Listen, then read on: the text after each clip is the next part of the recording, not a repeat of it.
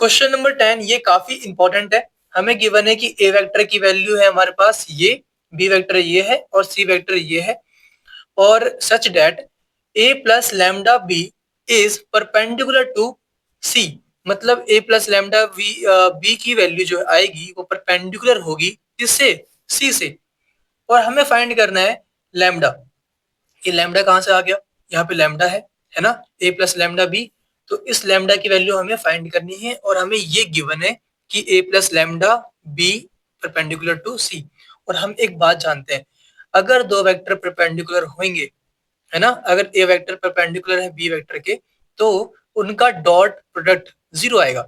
इसका मतलब क्या हुआ? ये दोनों परपेंडिकुलर है, ये वेक्टर इसके परपेंडिकुलर है, ठीक है। अब कुछ बच्चों को डाउट होगा, सर ये वेक्टर क्यों बोल रहे हो आप? क्योंकि ए एक वेक्टर है, बी एक वेक्टर है, इनका सम भी तो एक वेक्टर आएगा। तो एक वेक्टर दूसरे वेक्टर के परपेंडिकुलर है, इसलिए इनका डॉट प्रोडक्ट हमें जीरो मिलेगा। मतलब A plus lambda B dot C equal to zero मिलने वाला है। तो ए प्लस लैम्डा बी की वैल्यू निकाल लो और डॉट प्रोडक्ट कर दो सी के साथ, तो आपको जीरो मिल जाएगा। ठीक है, जीरो पुट कर दो तो आपको लैम्डा की वैल्यू मिल जाएगी, सिंपल सी बात। तो ए की वैल्यू क्या है हमारे पास?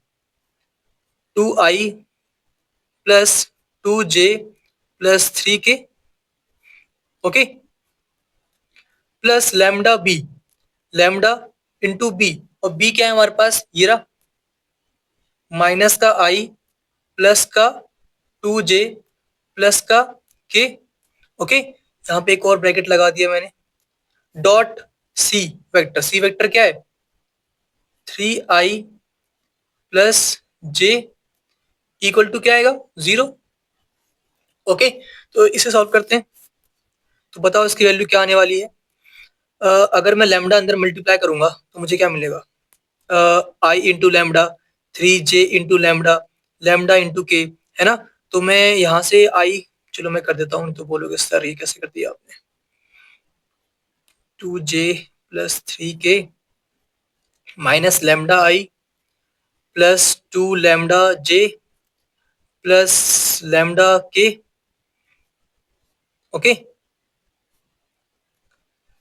तो इसके बाद यहाँ पे क्या है? डॉट 3i प्लस j, यहाँ पे k नहीं है ना, i और j है, मतलब k भी होगा तो 0k होगा। ये लिखने की नीड नहीं है, लेकिन मुझे समझाना है और मैं चाहता हूँ कि आप अच्छे समझ जाओ, तो मैंने यहाँ पे 0k लिख दिया, ठीक है, एक ही बात है। तो अब बताओ, यहाँ पे i है, यहाँ पे i है, तो क्या मैं दोनों जगह से i कॉमन ले सकता हूँ? क्या बचेगा मुझे मेरे पास? 2 प्लस लैम्डा, या माइनस है, ओके माइनस था यहाँ पे, तो 2 माइनस लैम्डा, ठीक है, इसको हटा के यहाँ पे माइनस लगा दो। 2 माइनस लैम्डा आई, ठीक है, आई और आई ये रहा, 2 और ये लैम्डा मैंने कॉमन ले लिया, 2 माइनस लैम्डा, और यहाँ पे आई है, ठीक है। यहाँ से जे कॉमन ले लो, तो क्या क्या बचेगा? 2 बचेगा और 2 लैम्डा बचेगा, 2 प्लस 2 लैम्डा जे कैप, और यहाँ से के कॉमन ले लो, तो के अगर कॉमन लोगे तो 3, और यहाँ पे लैम्डा बचेगा, 3 प्लस लैम्डा के कैप, ठीक है, ब्रैकेट क्लोज। और डॉट में क्या है? 3i cap plus j cap प्लस 0k cap is equal to 0, okay. इतना तो सबने कर लिया होगा। अब हम जानते हैं डॉट प्रोडक्ट में क्या होता है, i से i को मल्टीप्लाई करना होता है, j से j को, और k से k को करना होता है। मैं फिर रिपीट कर रहा हूँ, i के कोफिशिएंट को i से, इसके i के कोफिशिएंट से मल्टीप्लाई कर दो, मतलब 2 माइनस लैम्डा को 3 से मल्टीप्लाई कर दो, 2 प्लस 2 लैम्डा को j के साथ में कुछ नहीं है, मतलब 1 है इंटू में, तो 1 से मल्टीप्लाई कर दो, और k के साथ में क्या है? 3 प्लस लैम्डा, तो 3 प्लस लैम्डा को 0 से मल्टीप्लाई कर दो, ठीक है।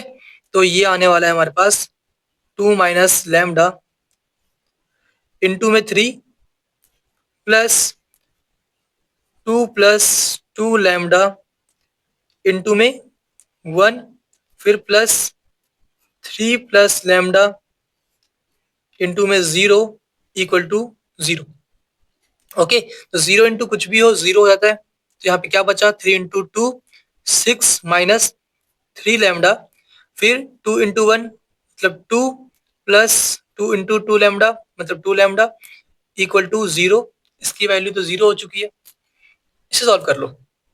तो 6 + 2 8 होगा, तो यहाँ पे 8 आने वाला है। -3 लैम्डा + 2 लैम्डा मतलब माइनस का लैम्डा इज इक्वल टू 0।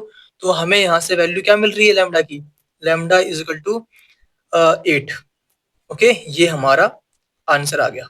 बस हमें इतना ही करना था, आपको ये प्रॉपर्टी याद रखनी है, ठीक, और बस वैल्यूज पुट करी और हमारा आंसर आ गया। ओके।